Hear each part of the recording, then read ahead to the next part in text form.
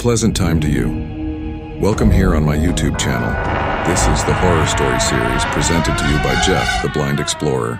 The air hung thick with the scent of dust and decay, a shroud that clung to the grand old building like a forgotten shroud.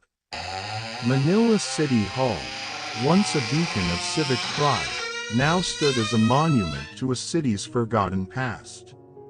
Its ornate facade, chipped and faded, was a mask for the secrets it held within. I, a young journalist, had been assigned to investigate rumors of a haunting within its hallowed halls.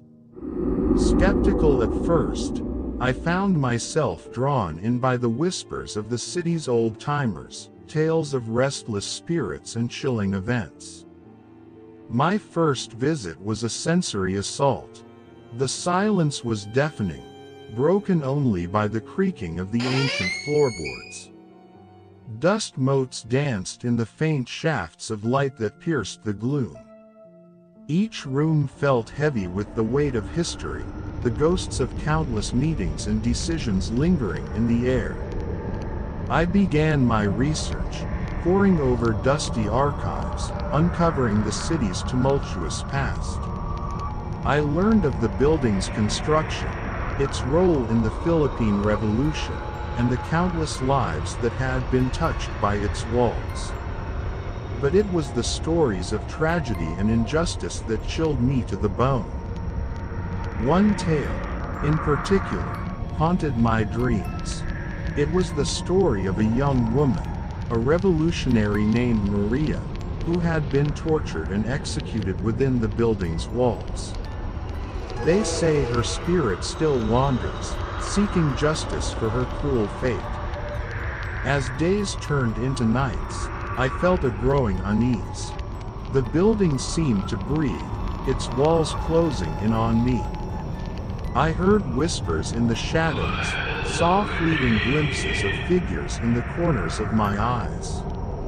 My skepticism was crumbling, replaced by a creeping fear. One night, I was working late, the only soul in the building. The air grew cold, and a gust of wind slammed a window shut.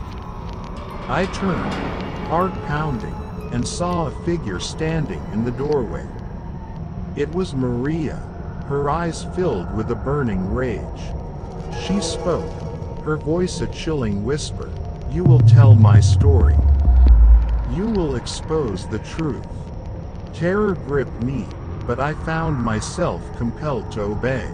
I spent the next few weeks researching Maria's life and her tragic death. I uncovered evidence of her innocence, of the corruption that had led to her execution.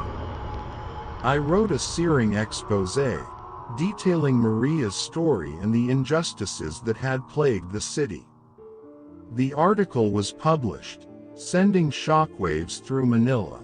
People were horrified, demanding justice for Maria and for the countless others who had suffered within those walls. The day after the article was published, I returned to City Hall. The air felt lighter, the silence less oppressive.